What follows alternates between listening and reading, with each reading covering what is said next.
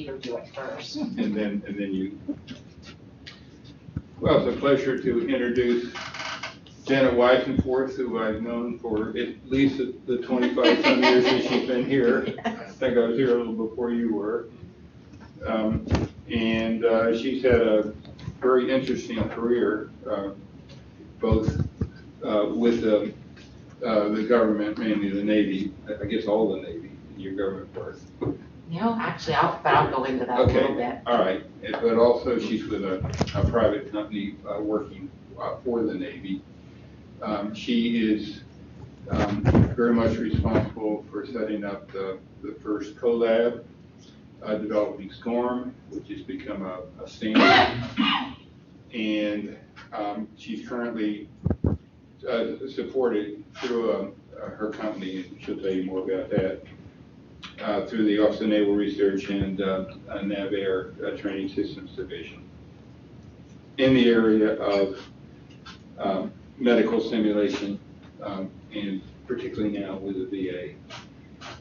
Interestingly enough, her master's degree is in public and international affairs from the University of Pittsburgh. She is not either an engineer or a psychologist. And with that, I will hand you back the microphone, and you're on your way. Okay, thank you. So, well, I appreciate everyone coming out, and thank you for that introduction. Peter and I got to work on some really interesting projects early on. In fact, one of the first game applications back in the, I think, 1990s. So, okay. These are the topics that I'm going to cover. I'm going to sort of give you a little bit of, we have the introductions, and I think I've met most of you. I wanted to sort of get an idea of your backgrounds and interests. So I know there are a number of students in the audience, correct? Okay. And we also have practitioners in the audience. And like I say, I'll cover each of these topics. It's going to be probably from a pretty high level, but hopefully you'll get some insights from the talk. You know, as Peter mentioned, I studied public policy. Probably from the age of 6, I wanted to work in government. I credit my mother with that because she took me to see President Kennedy when I was 6. And, you know, he was a true advocate for public service. So I had a long-term goal of really giving back to my country. So I studied public policy as an undergraduate at New College in Sarasota, Florida, and then went on to do my graduate studies, focusing a lot on deterrence theory, game theory in the international arena, and then began my federal career as a presidential management intern. They're now called presidential management fellows, but it's a competitive way to enter the government, and a really good way to enter the government because you get to be placed in a position you wouldn't have access to typically at the entry level. So I started my federal career in the Secretary of Navy, the Navy's office in the Pentagon, doing manpower personnel and training analysis. So I had that perspective. When I was in college, some of my fellow students actually were elected to the New Hampshire State House of Representatives. And you may not know, I didn't know this, but the U.S. House, not the U.S., but the New Hampshire House of Representatives is second in size only to the U.S. House of Representatives. So it is truly democracy at its finest, where you have, I mean, literally dog catchers who are elected, students who are elected, people on welfare who are elected, so on and so forth. And needless to say, my student colleagues didn't have anyone to do the analysis for them, so I went from Sarasota to New Hampshire and actually got to craft some tax policy at the age of 18. So I had that experience. I also did some internships with both the Senate and the House of Representatives at the congressional level. Most of my career, well, in fact, all of my career as a civil servant was in the Department of Defense. It did include some time in the Office of the Secretary of Defense, where I did budget analyses, sort of operations research analyses for the Comptroller's Office. Again, looking primarily at manpower, personnel, and training issues, military compensation, and so on. I came down to Orlando in 1985, mainly for personal reasons, so I relocated. And actually, prior to coming here, I had done a point paper recommending that the Secretary of the Navy accept the arrangement from the state of Florida to establish the Central Florida Research Park and to build the Navy facility here. That was one of my early policy analysis pieces. So I had no idea at the time that I would actually relocate to Orlando. I came here really to do analysis with a group who's no longer here, that was part of the Office of the Secretary of Defense. But why do I share all of that? As Peter said, I'm not an engineer, I'm not a computer scientist, I'm not an instructional systems designer, I'm not a psychologist. I did fall in love with simulation and training, and I'm a huge advocate for it.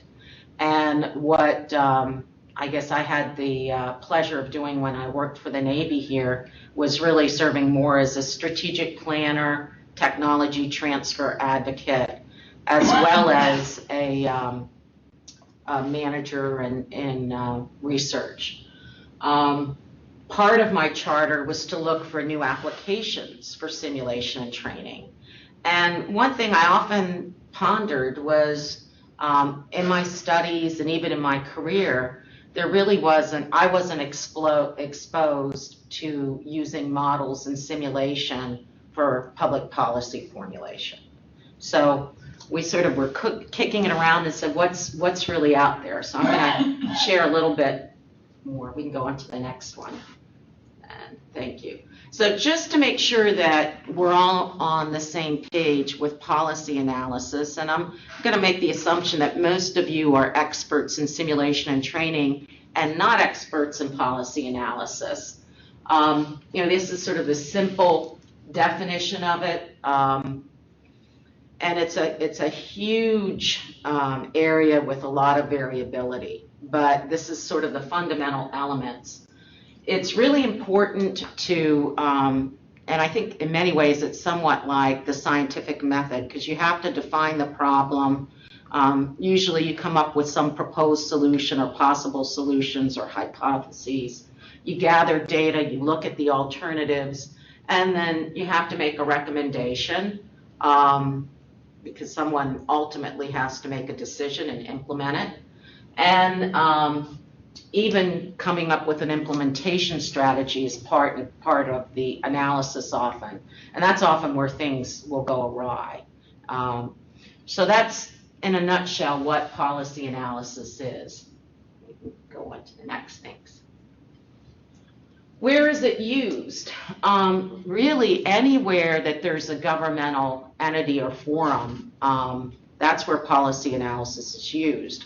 So everything from the United Nations, the international sort of governance bodies, all the way down to City of Winter Park, City of Oviedo, and one might even argue some of your homeowner associations, when they're making a policy that might impact the public good, would also use policy analysis.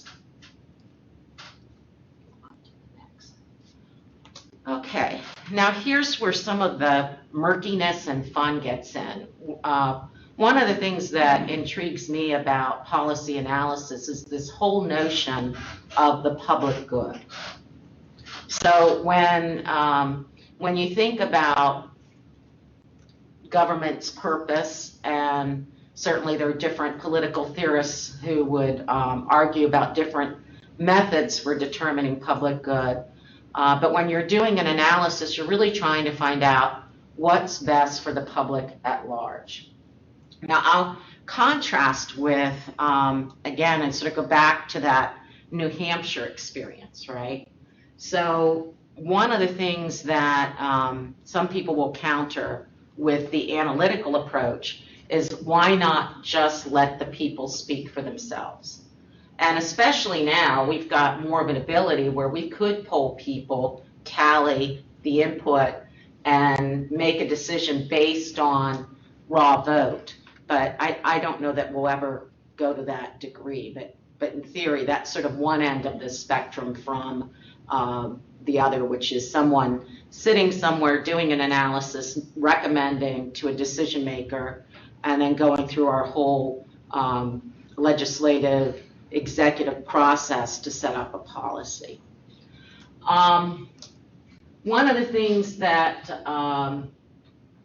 is important too is that while you can look at some of these things in the abstract, personal values do enter into the equation and how people are impacted. So someone who is very concerned about the environment is going to value decreased emissions from cars more than maybe someone who is whose employment would be dependent on use of cars and maybe even a particular type of car.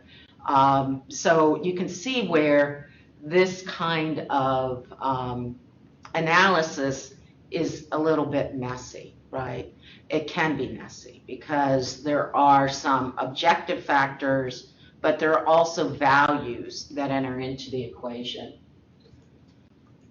And we see this all the time, even with decisions like, do we increase public school funding?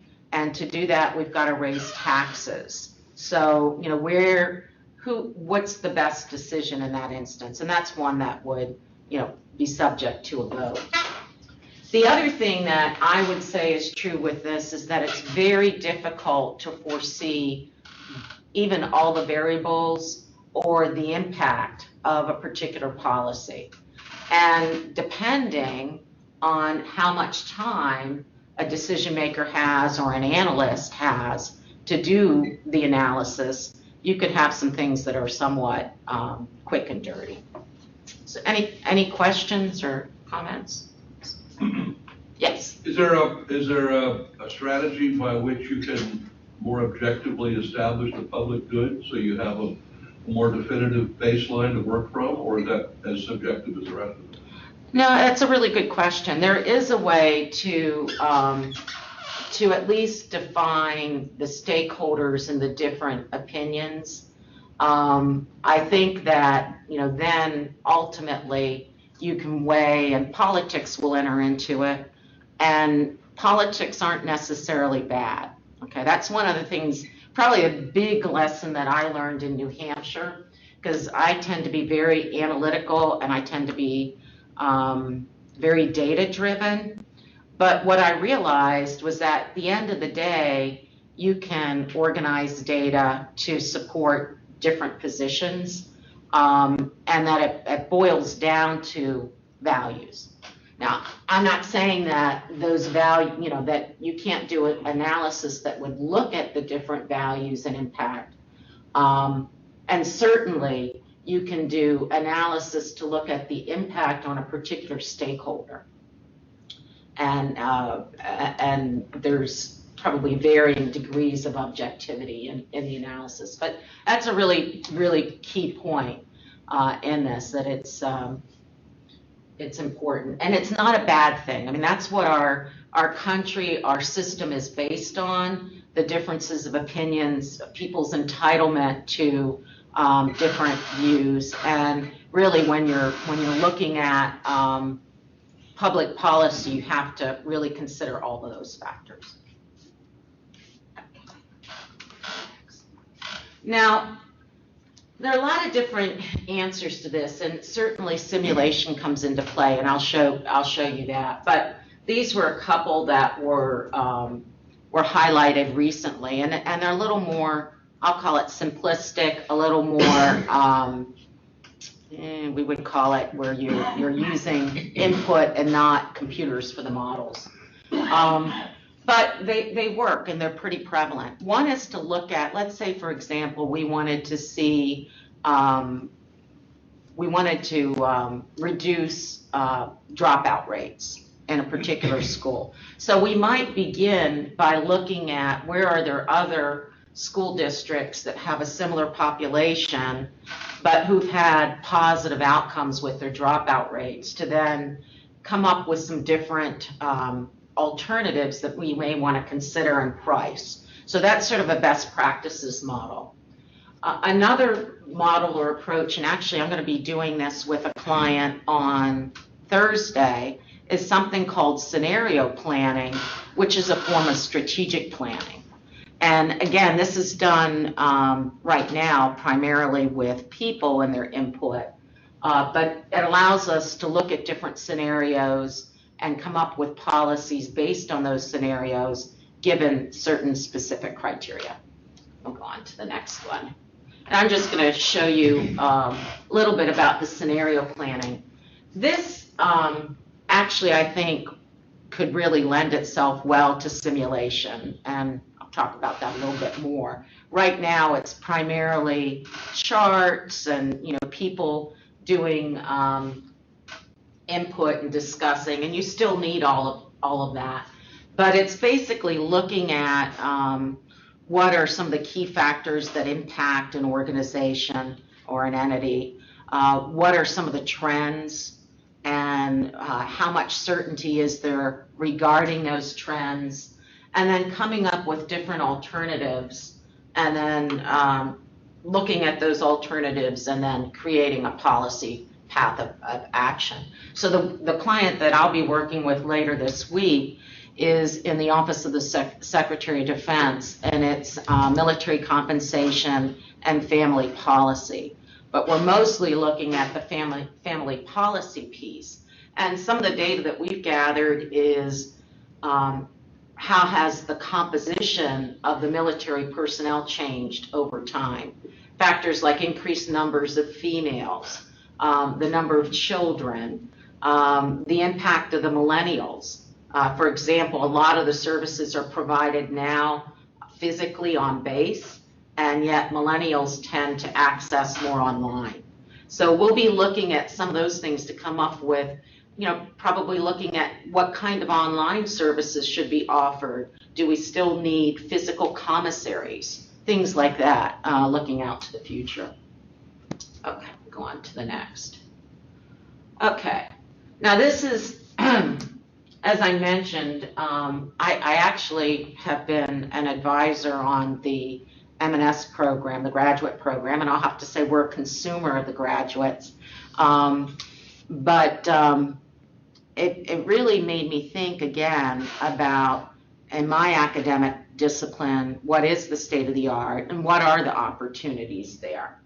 So I did a very broad search using, the EBSCO database and Google. I also talked to some recent graduates in public policy, one from UC Berkeley, and I said, hey, when you were getting your master's degree in public policy, were you exposed to modeling and simulation? And the answer was no. So I was a little bit surprised by that. Brandon's laughing. He's probably not surprised. That hasn't changed. That hasn't changed since the 1979, I guess. And now another student who's in Paris, she's still in school. She's getting her master's. She did point me to a couple of simulations, but for the most part, in the general schools, from what we'd have to do a survey to really, more broad survey to find out. But I thought, I wasn't finding a lot in when I was just looking for articles on public policy and modeling and simulation in general.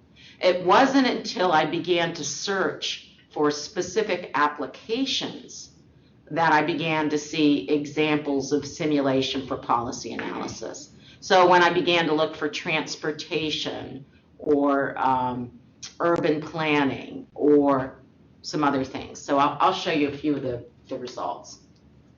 Okay. And this is sort of scary too. A lot of the articles that did talk about general policy analysis are very antiquated. I mean, back in the 90s, 2000, Rand in particular, Rand Corporation, who did a lot of work for the Department of Defense, was looking at models and simulations and an advocate for using those, not just in what I would call military strategy, but more things like even decisions about which weapon systems to buy. So more on that policy side. Because I probably should have said this earlier, I'm not talking about war games when I'm talking about policy analysis. Military strategy is separate from public policy. That's not democratic, right, Ron? Absolutely. So what was interesting is that, there was, I thought, and this sort of boils down the finding in this particular article, but they were saying that the ability to predict outcomes was more difficult, but being able to use simulations and models to better understand who are the stakeholders, what are the variables, what are the possible outcomes given certain policy considerations, they found computer modeling very useful. Now this next article I found quite interesting, and we can go on to the next. It's a visiting professor at Harvard University. And when he was talking about simulations, he was also talking about a mix of live and computer simulations, where you might have the computer generate some conditions and then have live actors react to those in some instances. He also had some simulations where you would keep most variables constant and then have one that you would vary to look at the impact, and that's sort of that structured simulation. Then he also mentioned the multi-step or interactive simulations. So that's where it's more different interactions between the variables as opposed to a single one. And I don't know too, do you all study the different types of models and simulations in your program, those who are graduate students? Or not really? Well, we make some distinctions. Okay. A lot of it's based on the military model of live, virtual, and constructive, but we also make a distinction between discrete Okay. and continuous simulation and some other distinctions. But we haven't seen a structure like this. Yeah, I found it fascinating because a lot of this terminology was new to me, and some of the concepts they made sense, but it's often the case where we don't always have a good lexicon and taxonomy. I mean, I know we've been looking at that in a lot of fields, but I think this could be an opportunity for some further exploration. And then the multi-step or interactive simulations, and this is coming up with multiple outcomes and not just a single best answer. I had not heard of Apex, and I Googled that. That was actually used, it was a simulation used to oppose apartheid. And I thought, wow, that it sort of gives me goose pimples because, I didn't realize that we could take credit for that. So we'll go on to the next one. And this, when I sort of followed that thread, I actually came up with this website where it has different types of simulations to use in education, including the Apex one that was adapted for opposing apartheid. So these are tools, like if you were going to say, what happens if we reduce the number of teachers? What happens if we change textbooks? And, a lot of what if kinds of things. But again, I have to say, even though I worked on looking for new applications of simulation, I hadn't found these, even though they've been around a while. Is that from Australia or is it from the European Union? I think this is actually from the US, but I'd have to double check. I just I just found this today, to be honest. That's the, so, and I don't mind sharing these slides. I've been sort of pulling the thread on this, so I don't honestly know if this is from, some of them I know are from European. Yeah, ICT Origins. is usually not used in the United States that much. Okay, so it's probably European. And there may be, and that might be a common thread too. Some of the other models I found were used more by European entities or international entities for analysis. So thank you, Barbara. Okay, we'll go on to the next. Now this was one that actually I found too that's being used by some of the Europeans, but other individuals too who are looking at these Millennium Development Goals. And I have to confess, I didn't even know there were Millennium Development Goals out of the United Nations to promote health and well-being worldwide. But this tool here is, and I got to see parts of it, I think it's largely an Excel spreadsheet, but it is a model and a simulation that will look at the different impacts of, let's say, tariffs, changing some of the factors in terms of food supply and so on for the well-being. And it actually, we can go on to the next. It goes, I think I have a little bit more of an explanation of it. Food Policy Research Institute, you can download it and actually play with it. And they said it's everything from a farm to a village to a country for the analysis. So again, I found that I was a little surprised. Okay, we can go to the next one. And this is from MIT, and this dates, I think, to 1988. So it came after I graduated. But my friend Becky, who's over in Paris studying, is the one who is using this in her international studies and conflict resolution studies right now. And basically, it's a way you could create an imaginary conflict, you could replay a war, and it's promoting, what actions can you take to resolve the conflict? So it's around, again, it's not a war strategy, but looking at, quarrel about an issue, and it can even take into account supposedly personalities. This one I had to pay for to download, so I didn't purchase it. But I thought that was pretty interesting too.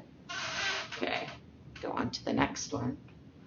Now, this is an area where there are a lot of articles, the transportation policy, and I think one of the reasons why we see more models and analysis in transportation is you have more engineers, software folks. Plus, it sort of lends itself to that as well. So these were just a couple that, but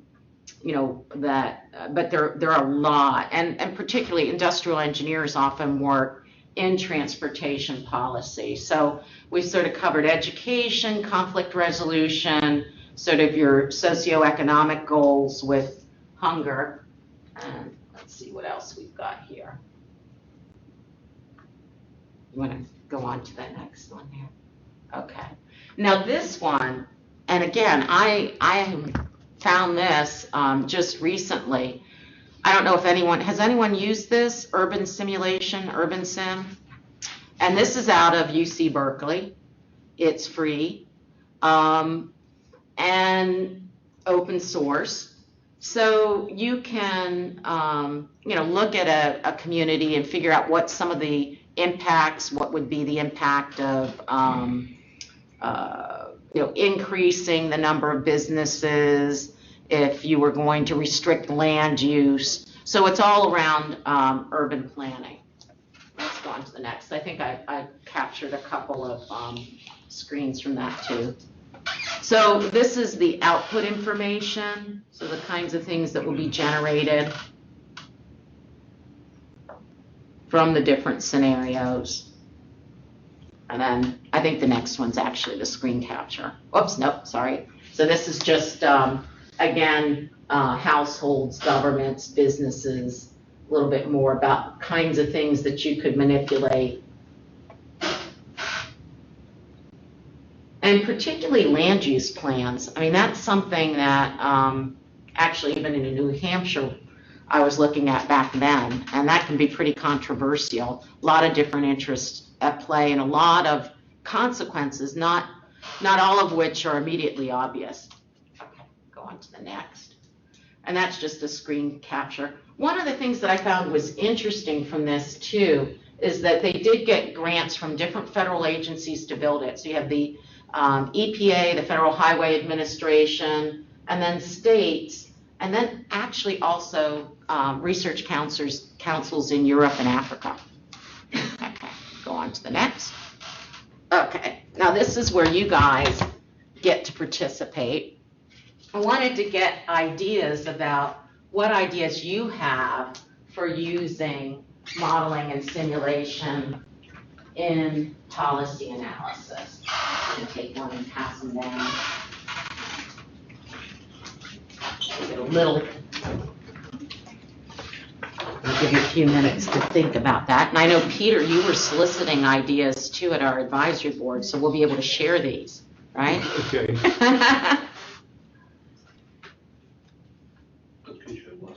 And I mean, it doesn't have to be anything. You can have more cards if you need them.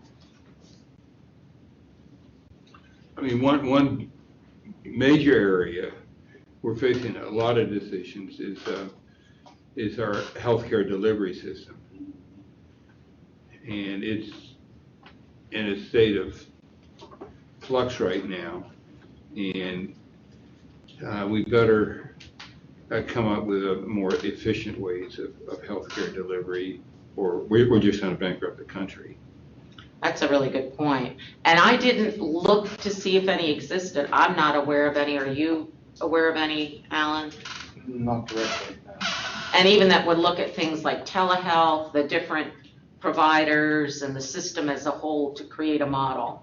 I think that would be a good one. Yeah, there's some smaller things being done, but nothing on the macro effect. Yeah, that's my view too. A lot of these issues are being looked at, but not together. And I think Peter's point, that's one of the things that I think is a huge advantage of building, even if it's not transformed into software, but even initially laying out your model conceptually for all the different components. And then, of course, you have to do that before you start to program. But I think it highlights a lot of the different components of a system, as well as the interactions. And I think it's a very powerful tool. So another smaller area, one that I happen to be, shall we say, a little passionate about is transportation layout and the inefficiencies that have been built into it. And what we've got is a very, very congested Orlando area because of a long period of really poor regional planning, transportation planning. That's a good one. And we really had just started to pay attention to it in the last, at least as a regional area in the last 10 years. That's true.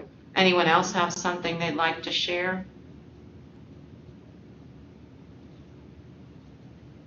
Okay, well, those are two really good ones. I think if we go on to the next, I'm going to share a couple.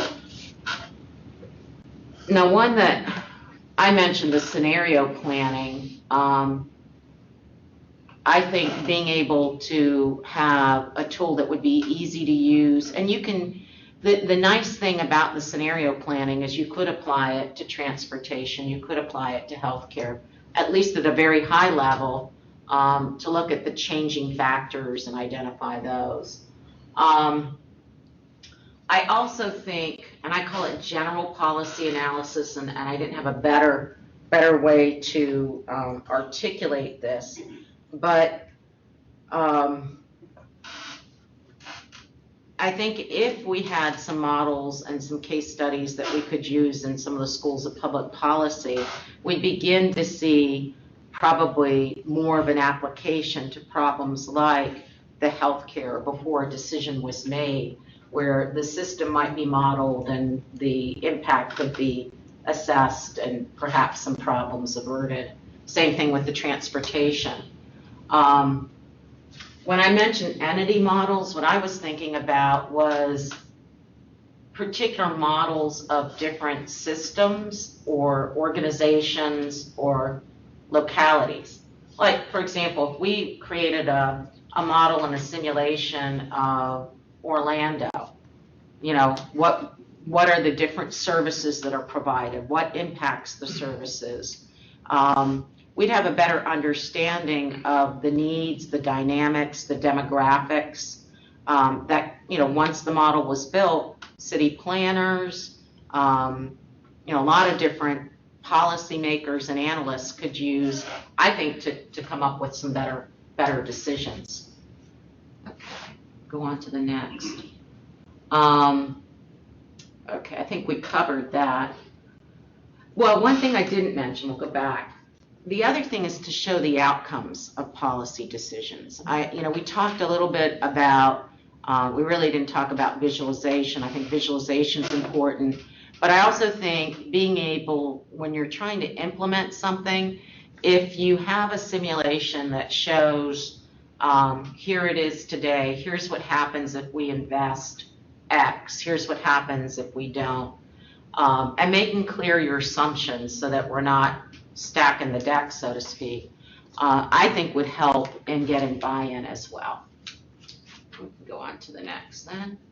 Okay, here are some of my thoughts on what are the barriers. So most of the schools, and I think a lot of the students, now it's not totally true that on the public policy side, but there's some mathematics, not a lot of mathematics. Usually there's more mathematics in the economic analysis side or those studies, but they don't, they may know the problems, they may know the disciplines, but they don't know how to build the models and the simulations. And I think, as Brandon can attest, even though we're in a good position here where we've got the possibility for interdisciplinary studies, there aren't too many programs that have a public policy focus as well. I heard that there was one professor who was interested at ODU, but overall the science is, I don't want to say relatively new, the discipline, the school, so I think that's a barrier.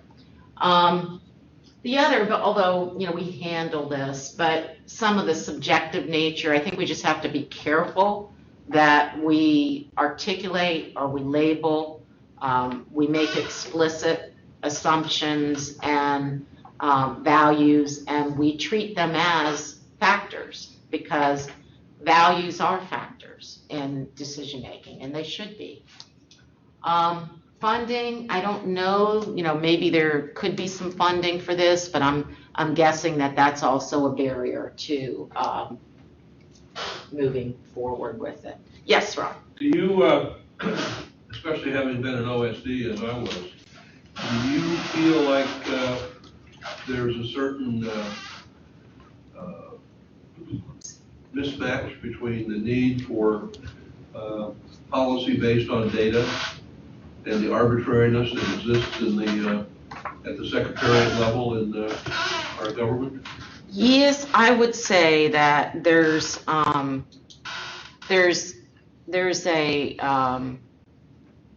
tendency sometimes to abandon analysis. Now, when I was there, actually the person who was the political appointee, who was the Assistant Secretary of Defense Controller, had been provost of the postgraduate school, and he was an operations research professor, and I worked for an operations research professor, so who was brought to Washington. So I actually did, regression analysis. I had to do some of it by hand, believe it or not, because back then We had mainframes, a few computers, but we, and I did use some but there weren't a lot of people who were doing it. And I don't know today, I don't think they have, it'll be interesting when I'm up there Thursday, just sort of ask a little bit more about that. My perception has always been a policy analyst were ops researchers or ORSA type folks that understood the mathematical logic that goes beyond it. I mean, they used to run a 9-month ORSA school at Fort Lee that was specifically designed to turn out military ORSAs that could facilitate that kind of analysis. But what you're saying is that's not the case. Well, that's military, but you have a lot of civilian, civil servants who predominantly do that. And generally, even the program that I came in that recruited people to government, the presidential, now it's management fellow program, it is more open now. It used to be limited to public policy degrees, but a lot of the people who go in to do that analysis are going to be, people like my friend David, who got his master's from Berkeley and now is at the Office of Management and Budget. Now, he's a math whiz and he's super smart, but he wasn't, and I'm sure if he had been exposed to it, he would have understood, but he wasn't. So to me, and then once you get in, they will hire sometimes companies or some of the think tanks to do the analysis. But I can even say, in the business that I'm in now, we don't see a lot of requests for proposals for models or for, analytical simulations to look at X, Y, Z. So that's a good question. I think we've got one more, which sort of that leads us to some good ideas about potential careers. I still think consulting, in particular in some of these areas where it's more robust, like transportation. I know one of the companies that, I know Montserrat, but I don't know her last name, but one of the... Mulligatawny. Yes, she did a transportation analysis for the VA, on the Department of Veterans Affairs, on using simulations, and she uses a lot of the discrete simulation models to do analysis there. So there are places where if you were interested in public policy and combining it with your skills in modeling and simulation, that you could use it for analysis. And certainly, I'm not touching the training piece. Training piece is a whole different story. There's a lot more use of simulation in the training, although I would say probably more in sort of the life and death kind of occupations. I still think that in government employment, people are, at least I found people to be open to the tools and to the methodology in terms of the analysis, even way back when I was in the Pentagon. It's just that you have to recognize that you're going to be the advocate for it. It's not necessarily going to be one of those things that they're looking for in a candidate.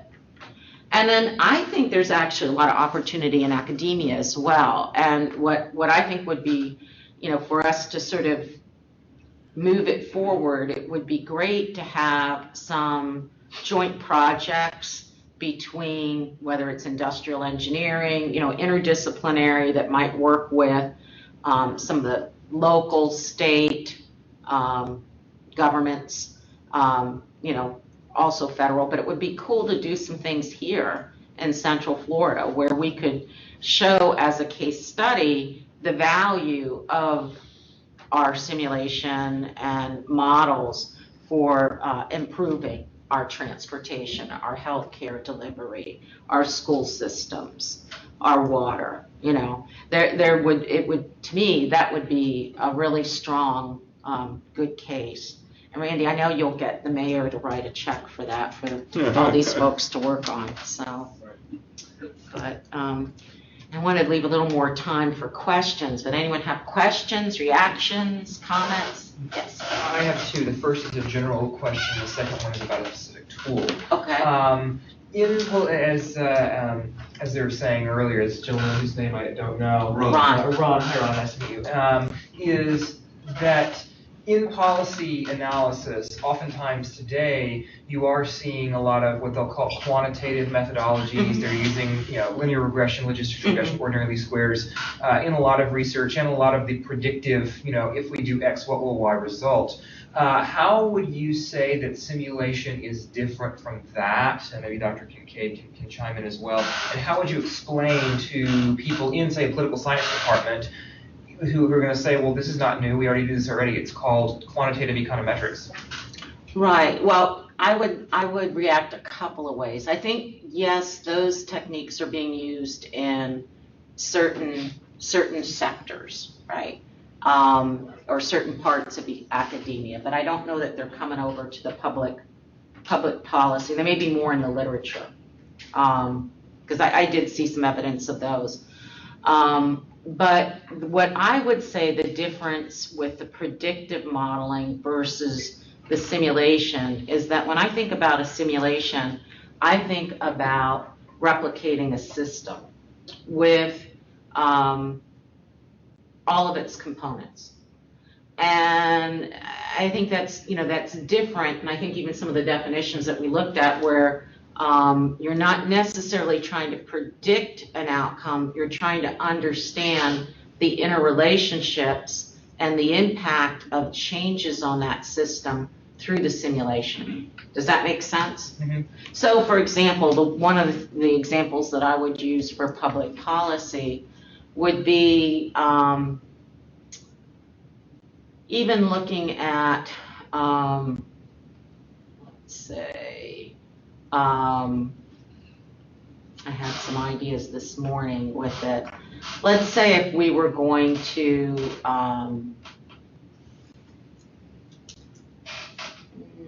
either try to have, let's say we were considering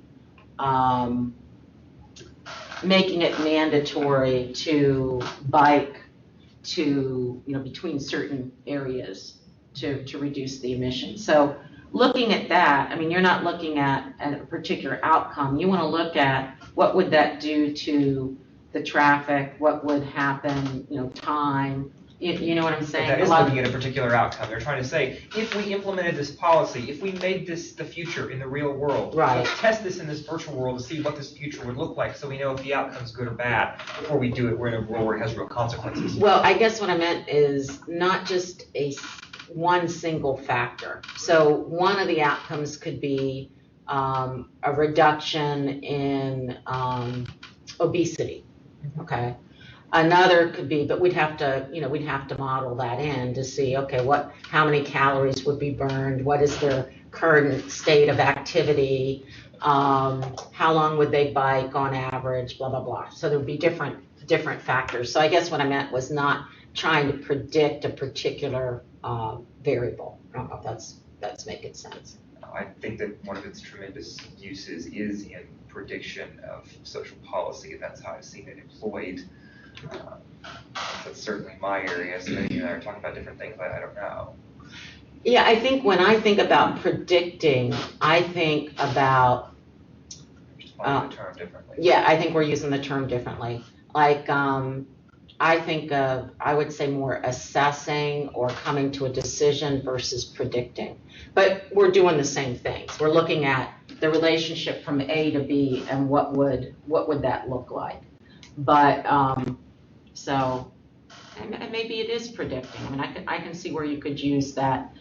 But I think the purpose is a little different with that. So, because when I was reading about the predictions and the forecasting, typically they would change one variable and look at the impact on the system overall. So I don't know if that's making sense. Like if I reduce grain, what will happen over here?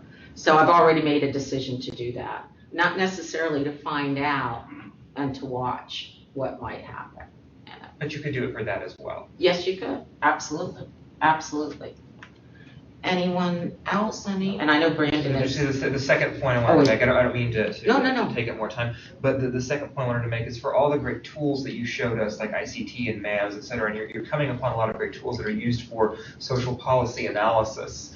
I went to a conference that was dedicated entirely to this topic in Brazil last semester in November. And one of the things, there are three professional societies, for those of you who are interested, there are three professional societies, one in Europe, one in the US, and one in Asia, dedicated to a field called social simulation or computational social science. And one of the tools that they use a lot is a tool called NetLogo. Which is out of Northwestern University. It's who developed it. You can download it for free. It's all one word, NetLogo. And I just thought I would throw that out there as a tool that, as you've seen it, you might be interested in. No, I'll have to take a look. And I think one of the things that sort of my takeaway from looking at this was that I guess I expected to see more of a compendium, a review. I mean, that article from, I think it's 2001, was that, but it was old. And instead was what I found was a lot of things that I had to search using either specific applications or things outside of when I think about public policy. And I guess to sort of maybe circle back to the era that I was in grad school was when a lot of systems analysis, quantitative analysis, the famous work by the name by a guy by the name of Quaid and McNamara, and all of that was coming to be. And you still see a lot of that there, but I don't see the connection between that sort of that work and whether it's the social science piece of it. So I think actually one thing that would be cool if it fit into a class is for somebody to do a more in depth, because mine, like I said, was a little constrained by how much time I had from work, and and I think also a belief that I would have found things a little more prepackaged than I did. So, but yeah, I'll take a look at that too. Yes. Relating to the barriers, do you have any ideas for getting people exposed to simulation? Like, have you gone into policy analysis departments at the school to talk to people? Because I feel like a lot of times people don't know what simulation is. You're right. I haven't gone and talked to the folks in the school other than, like I said, reaching out a little bit to some of the people who are students. But that would be a great idea, is to begin to get it more adopted. And I haven't really been back. I mean, this is sort of a wake-up call for me too. I haven't really been back to my academic roots. I mean, I sort of drifted. It was a good drift and a nice drift, but from my initial sort of path. And I haven't been back to, I know UCF, I used to work even with UCF School of Public Administration way back in probably the 80s and 90s, but I haven't been back to talk to those folks either. So that might be a fun thing for me to do, or even for us to do as a committee, to see, if there's a group who might want to come in. Because I don't know, do we have any students who are in state and local government here who are studying M&S? Probably not in our program. I actually taught in public administration many years ago, and virtually all the students were in state and local government. And that was an interesting experience. I was teaching research methods, which tend to be very different than, for example, research methods in other behavioral sciences or in engineering or whatever. And let me just tell you an anecdote. We were coming up for a vote on whether or not to install light rail. This is about 15 years ago. Okay. And there were 3 or 4 people that were associated with the toll road system. I forget the name of that authority. And I lived in Winter Park, and there was a lot of opposition against it, vocal opposition in Winter Park. And I said, do you think this is going to pass? Because I'm talking to my neighbors, and they don't want to stop in Winter Park. And they said, of course it will pass. Well, it turns out it was voted down in the final vote by the county commission by one vote. And Congressman Micah, who had staked his political reputation on this and put a lot of work into it, must have been horribly disappointed. Charlotte got those funds, and they built a pretty good light rail transportation system. They had a 10 or 12 year head start. We finally passed it,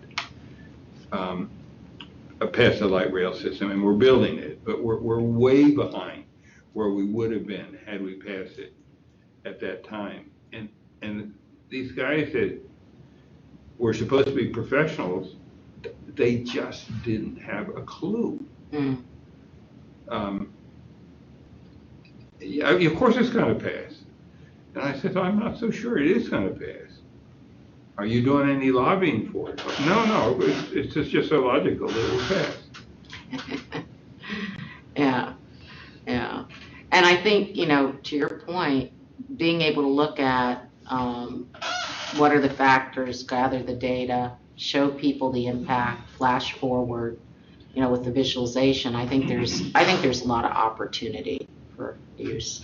So, well, I think we're at our time, but thank you. I hope you all got some information out of it, and I'm happy to share the slides too if you want the electrons. So. Yeah, would you